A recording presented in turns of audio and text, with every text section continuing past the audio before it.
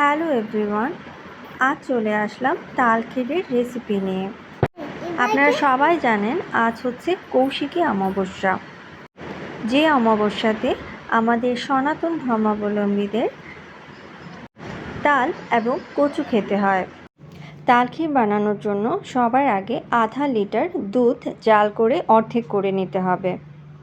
দুধ জাল করার সময় অবশ্যই নাড়তে থাকবেন কিছুক্ষণ পর পর, দুধ যেন পাত্রের গায়ে লেগে না যায়। জাল করতে করতে দুধটা যখন একটু ব্রাউনিশ কালার হয়ে আসবে, ঠিক তখনই ঢেলে দেবেন আগে থেকে জাল করে রাখা তাল এবং নারিকেলের মিশ্রণটি। এই মিশ্রণটি তৈরি করা হয়েছে 3 ভাগ তাল এবং 1 ভাগ নারকেল কুড়োনো দিয়ে। মিশ্রণটি আমি আগে থেকেই ভালো করে জাল করে একটু ঘন করে নিয়েছি, আপনারা চাইলে সাথে সাথেও করে নিতে পারেন। এবার ভালোভাবে মিশিয়ে নিচ্ছি দুধ আর তালের মিশ্রণটি। এক্ষেত্রেও লক্ষ্য রাখবেন তাল যেন পাত্রে লেগে না যায়, অনবরত নাড়তে থাকবেন।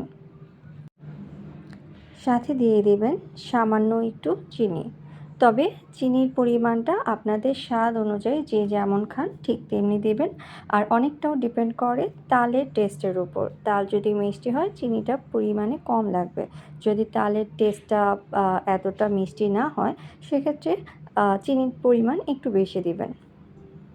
এবার ভালো করে জাল করে ঘন করে নেবেন। ঘন নাড়তে নাড়তে মিশ্রণটা যখন থকথকে হয়ে আসবে তখনই ভেবে নেবেন আপনার তাল ক্ষীর রেডি হয়ে গেছে। খুবই টেস্টি এই তাল ক্ষীর। আপনারা চাইলে এই তাল ক্ষীরটি দিয়ে রুটি এবং মুড়ি উভয়ই খেতে পারেন, চাইলে খালি খালিও খেতে পারবেন। আমার তো খুবই ফেভারিট এই তাল ক্ষীর। এই যে দেখুন, কথা বলতে বলতে রেডি হয়ে গেল আমার তাল ক্ষীর। এমন অবস্থায় আমি চুলাটা অফ করে দিচ্ছি।